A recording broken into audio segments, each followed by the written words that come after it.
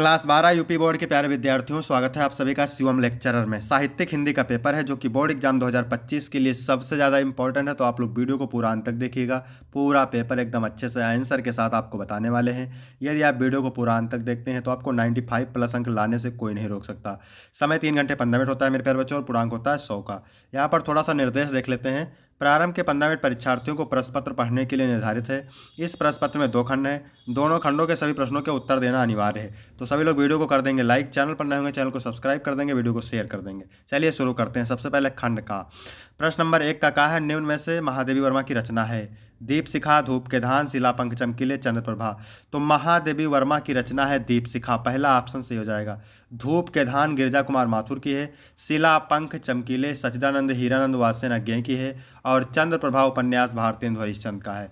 इसके बाद प्रश्न नंबर 1 का है, निम्नलिखित में से कहानीकार और उनके द्वारा लिखित कहानी का गलत युग्म, यानी कहानीकार और उनके द्वारा लिखित कहानी का गलत युग्म बताना है। इंसा लखा रानी केत की कहानी, ये बिल्कुल सही है। रामचंद्र शुक्ल 11 वर्ष का समय, ये भी सही है। माधवराव सप्रे एक टोकरी भर मिट्टी, ये भी सही है। शिव प्रसाद सिंह जिंदगी और जोंक, यानी जिंदगी और जोंक शिव प्रसाद सिंह की नहीं है, बल्कि जिंदगी और जोंक कहानी अमरकांत की है, तो यही गलत हो जाएगा। ठीक है, तो आपका गलत पूछ रहा है तो चौथा वाला ऑप्शन बिल्कुल सही हो जाएगा। इसके बाद अगला क्वेश्चन है, डॉक्टर वासुदेव शरण अग्रवाल द्वारा निबंध संग्रह है। कला और संस्कृति, साहित्य का श्रेय और प्रेय, विचार और वितर्क, तुलसीदास चंदन घिसे। तो कला और संस्कृति डॉक्टर वासुदेव शरण अग्रवाल का द्वारा लिखित निबंध संग्रह है। साहित्य का श्रेय और प्रेय जैनेन्द्र कुमार की है। विचार और वितर्क हजारी प्रसाद की है। तुलसीदास चंदन घिसे हरिशंकर प्रसाई की है। इसके बाद अगला क्वेश्चन है, कन्हैयालाल मिश्र प्रभाकर द्वारा लिखित संस्मरण विधा की रचना है। भूले बिसरे चेहरे, क्षण बोए कल मुस्कुराए, धरती के फूल, दीप जले शंख बजे। तो कन्हैयालाल मिश्र प्रभाकर द्वारा लिखित संस्मरण विधा की रचना है दीप जले शंख बजे, चौथा ऑप्शन बिल्कुल सही हो जाएगा। ये चारों रचनाएं कन्हैयालाल मिश्र प्रभाकर की हैं, ठीक है, लेकिन यहाँ पर पूछा है संस्मरण विधा, तो दीप जले शंख बजे हो जाएगा। इसके बाद अगला है, वैचारिकी शोध और बोध कृत के रचनाकार हैं। डॉक्टर हजारी प्रसाद, प्रोफेसर जी सुंदर रेड्डी, जयनंद कुमार, हरिशंकर प्रसाई। तो वैचारिकी शोध और बोध कृत के रचनाकार हैं प्रोफेसर जी सुंदर रेड्डी। इसके बाद अगला क्वेश्चन है 2 का, भवानी प्रसाद मिश्र निम्नलिखित में से किस सप्तक में संकलित हैं? दूसरा सप्तक में, दूसरा सप्तक में, तार सप्तक में, दूसरा सप्तक में, तीसरा सप्तक में, चौथा सप्तक में। तो भवानी प्रसाद मिश्र निम्नलिखित में से किस सप्तक में संकलित हैं? तो ये दूसरे सप्तक में संकलित है। अगर तार सप्तक का प्रकाशन वर्ष पूछे तो 1943, दूसरा तार सप्तक पूछ ले 1951, तीसरा तार सप्तक पूछ ले 1959, चौथा तार सप्तक पूछ ले तो 1979। तार सप्तक के संपादक कौन है मेरे प्यारे बच्चों? तो अज्ञेय हैं। इसके बाद अगला क्वेश्चन है, कौन सा काव्य आंदोलन स्थूल के प्रथम सूच का विद्रोह है? छायावाद, प्रगतिवाद, प्रयोगवाद, समकालीनवाद। तो मेरे प्यारे बच्चों छायावाद सही हो जाएगा, ठीक है, छायावाद। इसके बाद अगला क्वेश्चन है, बेटी विभावरी जागरी कविता संग्रह किस, बेटी विभावरी जागरी कविता प्रसाद जी की किस कृति में संकलित है? स्कंदगुप्त में, चंद्रगुप्त में, लहर में, आंसू में। तो लहर में सही हो जाएगा, ठीक है। ये चारों रचनाएं जयशंकर प्रसाद की ही हैं। इसके बाद अगला क्वेश्चन है, निम्नलिखित में से किस कवि को ज्ञानपीठ पुरस्कार नहीं मिला है? सुमित्रानंद पंत को मिला है चिदम्बरा पर, रामधारी सिंह दिनकर को मिला है उर्वशी रचना पर, महादेवी वर्मा को मिला है यामा पर, गजानन माधव मुक्तिबोध को नहीं मिला, तो यही सही हो जाएगा। इसके बाद अगला क्वेश्चन है, निम्नलिखित में से कौन सी अज्ञेय की काव्यकृत नहीं है? इंद्रधनुष रौंदे हुए ये है, ठीक है। ऐसा कोई घर आपने देखा है, भी है। आंगन के पार द्वार, ये भी है। कला और बूढ़ा चांद नहीं है, कला और बूढ़ा चांद सुमित्रानंद पंत की रचना है, ठीक है। इसके बाद प्रश्न नंबर 3 है, निम्नलिखित गद्यांश पर आधारित प्रश्नों के उत्तर दीजिए। तो गद्यांश के नीचे 5 प्रश्न होंगे, 10 अंक के। गद्यांश को पढ़ करके उत्तर देना है। तो किसी भी गद्यांश को हल करने से पहले सबसे पहले पढ़ते हैं। साहित्य कला, नृत्य कला, आमोद प्रमोद अनेक रूपों में राष्ट्रीय जन अपने अपने मानसिक भावों को प्रकट करते हैं। आत्मा का जो विश्वव्यापी आनंद भाव है वह इन विविध रूपों में साकार होता है। यद्यपि बाह्य रूप की दृष्टि से संस्कृत के बाहरी लक्षण अनेक दिखाई पड़ते हैं, किंतु आंतरिक आनंद की दृष्टि से उनमें एक सूत्रता है। जो व्यक्ति सहृदय है वह प्रत्येक संस्कृति के आनंद पक्ष को स्वीकार करता है और उससे आनंदित होता है। इस प्रकार की उदार भावना ही विविध जनों से बने हुए राष्ट्र के लिए स्वास्थ्यकर है, ठीक है। तो इसमें पहला क्वेश्चन पूछ रहा है, उपयुक्त गद्यांश के पाठ और लेखक का नाम। तो पाठ का नाम है राष्ट्र का स्वरूप, लेखक का नाम है वासुदेव सुंदर अग्रवाल। इसको पहचानना कैसे है? जहाँ पर भूमि शब्द दिख जाए, माता शब्द दिख जाए, जन, संस्कृति, है ना, ये सब दिख जाए। अब दूसरा क्वेश्चन पूछ रहा है रेखांकित अंश की व्याख्या कीजिए। तो व्याख्या किसके करना है उसको एक बार पढ़ते हैं। साहित्य कला, नृत्य कला, आमोद प्रमोद अनेक रूपों में राष्ट्रीय जन अपने अपने मानसिक भावों को प्रकट करते हैं। आत्मा का जो विश्वव्यापी आनंद भाव है वह इन विविध रूपों में साकार होता है। तो चलिए देखते हैं इसकी व्याख्या कैसे करना है। गद्यांश में लेखक ने स्पष्ट किया कि विभिन्न संस्कृतियों रूपों जैसे साहित्य कला, नृत्य कला और गीत के माध्यम से लोग अपने मानसिक भावों को व्यक्त करते हैं। हालांकि इन रूपों में बाह्य विविधता हो सकती है, लेकिन इनका मूल एक ही है, आत्मा का आनंद। सहृदय व्यक्ति इस आनंद को समझता है और सभी संस्कृतियों के सुखद पक्ष को स्वीकार करता है। इसके बाद अगला क्वेश्चन है, किन रूपों में राष्ट्रीय जन अपने अपने मानसिक भाव को प्रकट करते हैं? तो राष्ट्रीय जन साहित्य कला, नृत्य, गीत और आमोद प्रमोद के विभिन्न रूपों में अपने मानसिक भावों को प्रकट करते हैं। इसके बाद अगला क्वेश्चन है, सहृदय व्यक्ति किसको स्वीकार करते हुए आनंदित होता है? तो सहृदय व्यक्ति प्रत्येक संस्कृति के आनंद पक्ष को स्वीकार करते हुए आनंदित होता है। इसके बाद अगला क्वेश्चन है, प्रस्तुत पंक्तियों में लेखक ने राष्ट्र को किस स्वरूप पर प्रकाश डाला है? तो लेखक ने राष्ट्र के सांस्कृतिक स्वरूप पर प्रकाश डाला है, जिसमें विविधता के बावजूद एकता और आनंद की भावना को महत्व दिया गया है। क्योंकि अथवा करके दो पूछता है आपको मेरे प्यारे बच्चों, एक करना रहता है। चलिए अथवा वाला भी देखते हैं। भारतीय साहित्य में और इनके इसलिए जीवन में भी इस पुष्प का प्रवेश और निर्गम दोनों ही विचित्र नाटकीय व्यापार हैं। ऐसा तो कोई नहीं कह सकता कि कालिदास के पूर्व भारतवर्ष में इस पुष्प को कोई नाम नहीं जानता था, परंतु कालिदास के काव्य में यह जिस शोभा और सुकुमार का भार लेकर प्रवेश करता है वह पहले कहाँ था? उस प्रवेश में नववधू के गृह प्रवेश की भांति शोभा है, गरिमा है, पवित्रता है और सुकुमारता है। फिर एकाएक मुसलमानी सल्तनत की प्रतिष्ठा के साथ ही साथ यह मनोहर पुष्प और साहित्य के सिंहासन से चुपचाप उतार दिया गया। नाम तो लोग बाद में भी लेते थे, पर उसी प्रकार जिस प्रकार बुद्ध विक्रमादित्य का अशोक को जो सम्मान कालिदास से मिला वह अपूर्व था। तो यहाँ पर देखिए कालिदास शब्द मिल जाए, अशोक का फूल अशोक शब्द मिल जाए तो समझ जाइएगा कि ये जो है अशोक के फूल चैप्टर से लिया गया है। उपयुक्त गद्यांश के पाठ और लेखक का नाम। तो पाठ का नाम है अशोक के फूल, लेखक का नाम हजारी प्रसाद द्विवेदी। दूसरा है रेखांकित अंश की व्याख्या। तो व्याख्या मेरे प्यारे बच्चों किसकी करना है चलिए देख लेते हैं, जिसकी रेखा खींची हुई है। ठीक है, कालिदास के काव्यों में यह जिस शोभा और सुकुमार का भार लेकर प्रवेश करता है वह पहले कहाँ था? वह उस प्रवेश में नववधू के गृह प्रवेश की भांति शोभा है, गरिमा है, पवित्रता है और सुकुमारता है। तो चलिए देखते हैं इसकी व्याख्या कैसे करना है। लेखक का कहना है कि संस्कृत साहित्य में महाकवि कालिदास के पूर्व अशोक पुष्प का वर्णन कहीं नहीं मिलता। कालिदास ने ही सर्वप्रथम अशोक पुष्प का वर्णन किया है। जिन जिन स्थलों पर अप्रतिम सौंदर्य को साकार करने का उन्होंने प्रयास किया है वहां अशोक के पुष्प का सौंदर्य प्रेरक के रूप में वर्णन किया है। कालिदास के साहित्य में अशोक पुष्प की उपस्थिति नववधू के गृह प्रवेश की भांति शोभायुक्त, गरिमामय, पावन और सुकुमारता से युक्त है।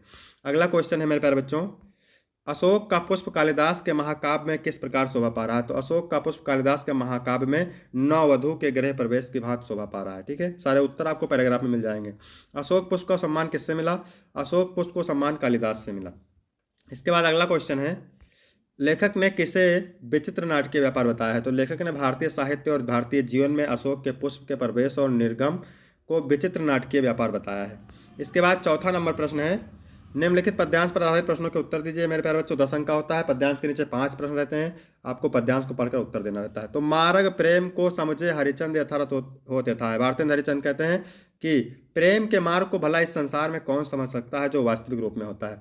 लाभ कछु न पुकारन में बदनाम ही उनकी सारी कथा है। इसकी सारी कहानी बदनाम होने की है, प्रेम के विषय में पुकारने से कुछ भी लाभ होने वाला नहीं है। जानत है जियो मेरो भली बद और उपाय समय व्यर्थ है। मेरा अंतःकरण, मेरा मन अच्छी प्रकार से जानता है कि इस बदनामी से बचने के लिए सारे उपाय व्यर्थ हैं। बावरे हैं ब्रज के सिगरे, मोहिनाहक पूछत कौन विधा है।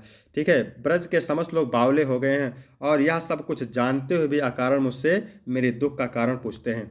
तो पहला क्वेश्चन पूछता है उपयुक्त पद्यांश के पाठ और रचयिता का नाम। तो पाठ का नाम प्रेम माधुरी, रचयिता का नाम भारतेंद्र हरिचंद। फिर है रेखांकित अंश की व्याख्या। तो व्याख्या मैंने पूरे की आपको बता ही दिया है।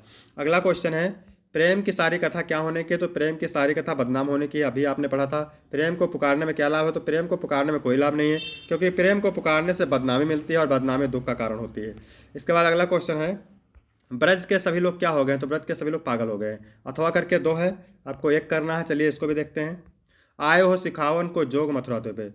ठीक है, गोपिया उद्धव से कहते हैं उद्धव आप मथुरा से हमें योग की शिक्षा देने आए हैं, तो उद्धव ये वियोग के वचन मत रहो। तो हे उद्धव कृपा करके आप वियोग की बातें मत करिए। कहे रत्नाकर, रत्नाकर जी कहते हैं। फिर गोपिया कहती हैं हे उद्धव दया कर दर्शन दीनो, आपने दया करके मुझे दर्शन दिया। दुख दरबे को तोपे अधिक बढ़ाओ ना, तो इस दुख को और अत्यधिक मत बढ़ाओ। टूक टूक हो ये मन मुकुर हमारो है, हमारे मन के टुकड़े टुकड़े हो जाएंगे। ठीक है, मन रूपी दर्पण के टुकड़े टुकड़े हो जाएंगे। चूक है कठोर बैन पाहन चलाओ ने, भूल से भी कठोर वचन रूपी पत्थर को मत चलाइए। एक मनमोहन तो बस के उजारियो मोहि, एक श्री कृष्ण तो मेरे हृदय में बसकर मुझे उजाड़ ही दिया। ही मैं अनेक मनमोहन बसाओ न, अब मेरे हृदय में अनेक श्री कृष्ण को मत बसाओ। तो यहाँ पर देखेंगे उपयुक्त पद्यांश के पाठ और रचयिता का नाम। पाठ का नाम उद्धव प्रसंग, कवि का नाम जगन्नाथ दास रत्नाकर। फिर पूछ रहा है रेखांकित अंश की व्याख्या, तो इसको मैंने बता दिया है। ठीक है, वीडियो अच्छा लग रहा है तो लोग वीडियो को लाइक करेंगे, चैनल को सब्सक्राइब करेंगे, शेयर करेंगे। श्री कृष्ण ने मथुरा से किसे संदेश देने के लिए भेजा है? तो श्री कृष्ण ने मथुरा से उद्धव को संदेश देने के लिए भेजा है। गोपियाँ उद्धव से मन रूपी दर्पण के बारे में क्या कहती हैं? तो गोपियाँ उद्धव से मन रूपी दर्पण के बारे में कहती हैं कि हे उद्धव, हम गोपियों के मन रूपी दर्पण टुकड़े टुकड़े हो जाएंगे, इसलिए आप कठोर वचन रूपी पत्थर ना चलाइए। इसके आगे है बैन पाहन शब्द का अर्थ। तो बैन पाहन शब्द का अर्थ है वचन रूपी पत्थर। 5 का कहा है निम्नलिखित में से लेखक का साहित्यिक परिचय देते हुए उनकी भाषा शैली पर प्रकाश डालिए। ठीक है, 80 शब्द में है, 5 अंक का है। ठीक है, चलिए देखते हैं इसका साहित्यिक परिचय कैसे लिखना है। वासुदेव शरण अग्रवाल, डॉक्टर एपीजे अब्दुल कलाम, हजारी प्रसाद द्विवेदी। तो यहाँ पर आपको किसका पढ़ना है? हजारी प्रसाद द्विवेदी का साहित्यिक परिचय। आचार्य हजारी प्रसाद द्विवेदी का जन्म 1907 ईस्वी में बलिया जिले के दुबे का छपरा ग्राम में हुआ था। इनके पिता का नाम श्री अनमोल द्विवेदी तथा माता का नाम ज्योतिषमती देवी था। इन्होंने हिंदी एवं संस्कृत भाषाओं का गहन अध्ययन किया। सन 1930 ईस्वी में काशी विश्वविद्यालय से ज्योतिषाचार्य की परीक्षा उत्तीर्ण की। सन 1957 ईस्वी में भारत सरकार ने इन्हें पद्म भूषण की उपाधि से विभूषित किया। सन 1979 ईस्वी में रोग से पीड़ित होने के कारण यह महान साहित्यकार चिर निद्रा में हमेशा के लिए सो गया। इसके बाद अगला है साहित्यिक परिचय। आचार्य हजारी प्रसाद द्विवेदी साहित्य के प्रख्यात निबंधकार, आलोचक, संपादक, उपन्यास के अतिरिक्त एक कुशल वक्ता एवं सफल अध्यापक भी थे। इनकी रचनाओं में नवीनता एवं प्राचीनता दोनों का समन्वय था। आधुनिक युग के गद्यकारों में आचार्य हजारी प्रसाद द्विवेदी का महत्वपूर्ण स्थान है। इनके विषय विवेचन में गंभीरता और शालीनता स्पष्ट रूप से प्रकट होती है। फिर हेडिंग डालेंगे मेरे प्यारे बच्चों रचनाएं। इसमें लिखेंगे आचार्य हजारी प्रसाद द्विवेदी के द्वारा लिखित प्रमुख रचनाएं निम्नलिखित हैं। पहला निबंध संग्रह अशोक के फूल, कुटज, कल्पलता, आलोक पर्व। इसके बाद उपन्यास में लिखेंगे बाण भट्ट की आत्मकथा पुनर्नवा। फिर आलोचना साहित्य में लिखेंगे साहित्य सहचर और सूर साहित्य कबीर। इतिहास में लिखेंगे हिंदी साहित्य का आदिकाल। इसके बाद है खा नंबर। इसमें लिखेंगे निम्नलिखित में से किसी एक कवि का जीवन परिचय देते हुए जीवन परिचय साहित्यिक परिचय देते हुए उनकी कृतियों पर प्रकाश डालिए। ठीक है, कृतियों मतलब रचनाओं पर। 80 शब्द में लिखना, 5 अंक का है। ठीक है, तो चलिए हेडिंग डालेंगे। सबसे पहले कैसे आपको लिखना है, इसमें हम पढ़ेंगे अयोध्या सिंह उपाध्याय हरिओत का। तो हेडिंग डालेंगे जीवन परिचय। अयोध्या सिंह उपाध्याय हरिओत जी का जन्म सन 1865 ईस्वी में उत्तर प्रदेश के आजमगढ़ जिले के निजामाबाद नामक स्थान पर हुआ था। घर पर ही रहकर इन्होंने हिंदी, संस्कृत, फारसी आदि अंग्रेजी व साहित्य का अध्ययन किया। इन्होंने कई वर्षों तक कानूनगो के पद पर कार्य किया। इसके बाद इन्होंने काशी हिंदू विश्वविद्यालय में आवेदनिक प्रधानाध्यापक के रूप में सेवा दी। इनकी रचना प्रिय प्रवास पर इन्हें मंगला पारितोषिक पुरस्कार से सम्मानित किया गया और 1947 में इनका देहांत हो गया। इसके बाद हेडिंग डालेंगे साहित्यिक परिचय। द्विवेदी युग के प्रतिनिधि कवि और लेखक अयोध्या सिंह उपाध्याय हरिओत खड़ी बोली को काव्य भाषा में स्थापित करने वाले प्रमुख कवियों में से एक हैं। उनकी कृति प्रिय प्रवास को खड़ी बोली का पहला महाकाव्य माना जाता है। इन्होंने हिंदी के तीनों युगों भारतीय हिंदी युग, द्विवेदी युग तथा छायावादी युग से महत्वपूर्ण भूमिका निभाई। रचनाओं में लिखेंगे प्रिय प्रवास, पारिजात, वैदेही वनवास, प्रेम कांता, आदि किला फूल, ठेठ हिंदी का ठाठ और रुक्मणी परिणय। इसके बाद है 6 नंबर प्रश्न। इसमें क्या कह रहा है? बहादुर कहानी के आधार पर बहादुर का सारांश लिखिए। ठीक है, अथवा पंचलाइट अथवा खून का रिश्ता कहानी के उद्देश्य पर प्रकाश डालिए। तो 80 शब्द में लिखना है और 5 अंक का होता है मेरे प्यारे बच्चों। तो इसमें हम पढ़ेंगे बहादुर कहानी का सारांश। अमरकांत जी द्वारा लिखी कहानी बहादुर एक मध्यवर्गीय परिवार में नौकर के साथ परिवारजनों द्वारा किए गए अत्यधिक कटु व्यवहार की कहानी है। लेखक ने स्वयं को कहानी का पात्र बनाते हुए कहानी की कथात्मक रूप में रचना की है। अपने से संपन्न रिश्तेदारों के घर नौकर द्वारा जुटाई सुविधा एवं शान को देखकर लेखक की पत्नी निर्मला स्वयं भी एक नौकर रखना चाहती है। बहादुर नेपाल का 12-13 साल का लड़का है जो अपनी मां के दुर्व्यवहार से तंग आकर घर को छोड़कर चला जाता है और निर्मला के परिवार में नौकर रख लिया जाता है। निर्मला और उसका परिवार बहादुर के प्रति पहले तो अच्छा व्यवहार करते थे, परंतु धीरे धीरे कठोरता बरतने लगते हैं। इसके आगे लिखेंगे वह घर का सारा कार्य करता है, इसके बावजूद उसके साथ गाली गलौज भी से मारपीट तक की नौबत आ जाती है। झूठी चोरी का इल्जाम लगाकर उसे अपमानित किया जाता है और पीटा जाता है। अंततः बहादुर घर छोड़कर चला जाता है। अब परिवार के सभी सदस्य उसे ढूंढते हैं क्योंकि उसके कारण सब का आराम के आदी हो चुके हैं। बहादुर की उपयोगिता देखकर सभी अपना घरेलू कार्य करने से घबराते हैं। बहादुर के घर छोड़ जाने पर वह सभी पश्चाताप करते हैं तथा अच्छा व्यवहार करने की सोचते हैं, परंतु अब पछताए होत के जब चिड़िया चुग गई खेत। बहादुर में सहनशीलता और स्वाभिमानी की भावना कूट कूट कर भरी है। उसके इसी चरित्र के कारण यह कहानी हमें प्रिय है। इसके बाद 7 नंबर है।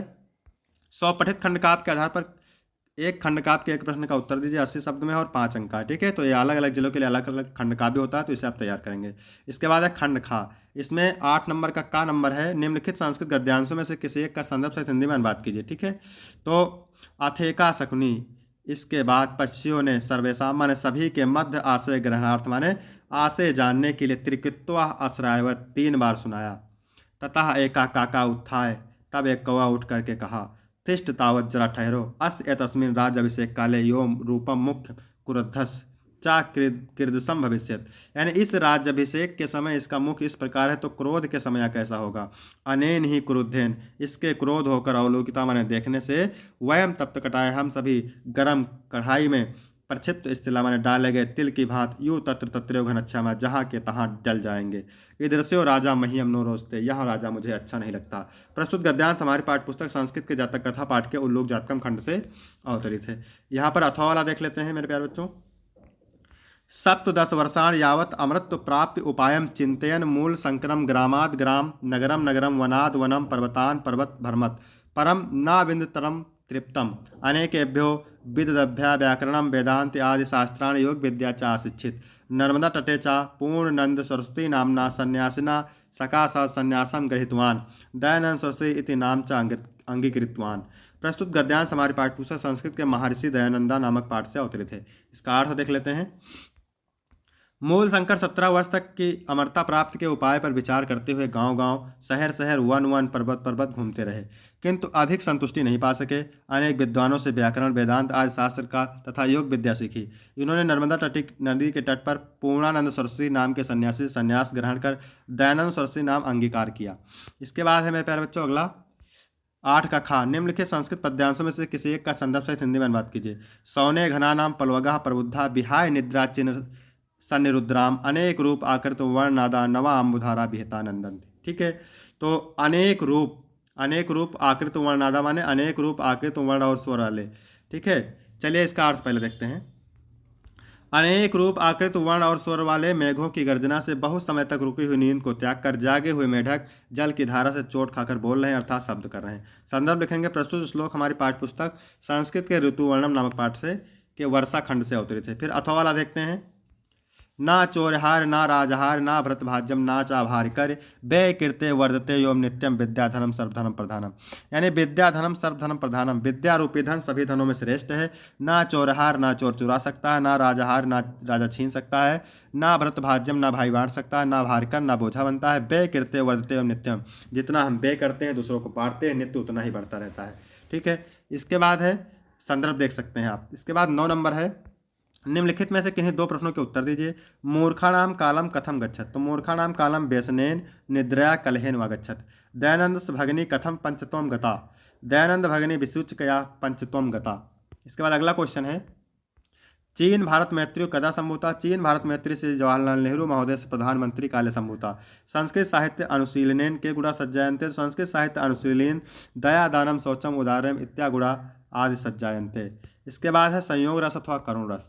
ठीक है, तो संयोग रस की परिभाषा होती है जब नायक और नायिका के मिलने की दशा का वर्णन होता है। जब नायक और नायिका की मिलने की दशा का वर्णन होता है तो वहाँ पर संयोग रस होता है। ठीक है, कहत नटत रिझत खिजत मिलत खिलत लजियात भरे भवन में करत है नैन इस बात। करुण रस में जब शोक नामक स्थायी भाव विभाव अनुभाव का संयोग पाकर पुष्ट होता है तो वहाँ पर करुण रस होता है। इस करुणाकलित हृदय में अब विकल रागिनी बसती, क्यों हाहाकार स्वरों में वेदना असीम गरजती। रूपक अलंकार में जब उपमेय में उपमान का भेद रहित आरोप किया जाता है तो वहाँ पर रूपक अलंकार होता है, जैसे चरण कमल बंदो हरिराई। चौपाई में 4 चरण होते हैं, सममात्रिक छंद है और प्रत्येक चरण में 16-16 मात्राएं होती हैं। उदाहरण लिख देंगे। जय हनुमान ज्ञान गुण सागर, जय कपीसती हूँ लोक उजागर, रामदूत अतुलित बलधामा, अंजन पुत्र पवन सुतनामा। निम्नलिखित में से किसी एक विषय पर निबंध। तो निबंध यहाँ पर आप देख सकते हैं। ठीक है, 9 नंबर का होता है मेरे प्यारे बच्चों। इसके बाद है 12 का पहला चैनम का संधि विच्छेद क्या होता है। तो चैनम का संधि विच्छेद होता है चे प्लस अनम। क्या होता है? चे प्लस अनम। इसके बाद अगला क्वेश्चन है निश्चला का संधि विच्छेद, निस प्लस छला। इसके बाद अगला क्वेश्चन है अंतर्राष्ट्रीय का संधि विच्छेद होता है अंता प्लस राष्ट्रीय। ठीक है, इसके बाद है निर्विघ्नम में समास है, तो निर उपसर्ग लगा है निर्विघ्न में, तो इसमें अव्ययभाव समास है। इसके बाद है दशानन में समास है, दशानन में होता है बहुव्रीहि समास, इसमें तीसरा पद प्रधान होता है। इसके बाद है 13 नंबर प्रश्न। क्या कह रहा है? अपने क्षेत्र के पार्क को विकसित कराने के लिए नगर निगम के मुख्य उद्यान निरीक्षक को एक पत्र लिखिए। अथवा विद्यालय की वाद विवाद प्रतियोगिता में प्रथम स्थान प्राप्त करने पर अपने छोटे भाई को बधाई देने हेतु पत्र लिखिए। तो चलिए ये वाला देखते हैं। विद्यालय की वाद विवाद प्रतियोगिता में प्रथम स्थान प्राप्त करने पर अपने छोटे भाई को बधाई हेतु एक पत्र लिखिए। कैसे लिखना है देख सकते हैं आप। प्रिय छोटे भाई, साप्रेम नमस्कार। मुझे यह जानकर अत्यंत प्रसन्नता हुई कि तुमने विद्यालय की वाद विवाद प्रतियोगिता में प्रथम स्थान प्राप्त किया है। यह तुम्हारी मेहनत, लगन और आत्मविश्वास का परिणाम है। तुमने न केवल अपने ज्ञान और तर्क शक्ति का शानदार प्रदर्शन किया, बल्कि अपने विद्यालय और परिवार का नाम भी रोशन किया है। ठीक है, आगे लिखेंगे। मुझे यह पूरा विश्वास है कि तुम अपनी प्रतिभा और परिश्रम से अवश्य सफलता प्राप्त करोगे। यह उपलब्धि तुम्हारे उज्जवल भविष्य की ओर एक महत्वपूर्ण कदम है। आगे भी इसी तरह मेहनत करते रहो और नए कीर्तिमान स्थापित करते रहो। इस शानदार सफलता पर तुम्हें ढेरों बधाइयाँ। ईश्वर से प्रार्थना है कि वह तुम्हें जीवन में और भी ऊंचाइयों तक पहुंचाए। तुम्हारा प्रिय भाई या बहन। अपना नाम, तो नाम नहीं लिखेंगे क्योंकि परीक्षा में लिख रहे हैं, तो आ बा सा लिख देंगे। ठीक है, इसके बाद है 14 का पहला। निम्नलिखित में से किसी एक शब्द के धातु एवं प्रत्ययों का योग स्पष्ट कीजिए। जैसे गुरुत्व, तो यहाँ पर देख सकते हैं आप गुरुत्व, गुरु शब्द है इसमें। ठीक है, और प्लस लिख देंगे और तो प्रत्यय है। कृत्वा में क्री धातु है प्लस अक्त प्रत्यय है, और दृष्टव्या में दृश्य धातु है और तव्यत प्रत्यय है। ठीक है, इसके बाद है निम्नलिखित में से किसी एक शब्द में प्रत्यय लिखिए। तो सरवणिया में प्रत्यय है अनियर, कौन सा है? अनियर प्रत्यय है। बंधुत्व में प्रत्यय है तव्यत, और बलवान में प्रत्यय है मतुप। बलवान में कौन सा है? मतुप। इसके बाद अगला है रेखांकित पदों में से किसी एक पद में प्रयुक्त विभक्ति संबंधित नियम का उल्लेख कीजिए। लिखा है ग्राम प्रतिगच्छा। ठीक है, तो इसमें द्वितीय विभक्ति है। प्रत शब्द मिल गया ना, तो जहाँ पर अभिता शब्द मिल जाए, परिता शब्द मिल जाए, अभिता परिता, समया मिल जाए, निक्सा मिल जाए, हाप मिल जाए, प्रतियोगे। ठीक है, तो वहाँ पर होता है द्वितीय विभक्ति। इसके बाद है रामेण सह सीता वनम गच्छत। तो इसमें सह शब्द आ गया है ना, इसका सूत्र होता है सहयुक्ते प्रधाने। इसमें तृतीय विभक्ति है मेरे प्यारे बच्चों। इसके बाद अगला है अग्ने स्वाहा। तो इसमें नमः शब्द आ जाए, स्वाहा शब्द आ जाए, ठीक है, स्वस्थ शब्द आ जाए, स्वधा आ जाए, अलम आ जाए, तो इसमें कौन सी विभक्ति होती है? इसमें चतुर्थी विभक्ति होती है।